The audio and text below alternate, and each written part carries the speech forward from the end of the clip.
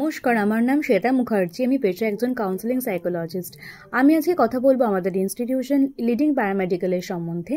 বিগত 10 বছরে আমরা প্রায় 2 লাখেরও বেশি ছাত্রছাত্রীকে উপযুক্ত কেরিয়ার নির্বাচনে সাহায্য করেছি কেরিয়ার কাউন্সেলিং এর মাধ্যমে।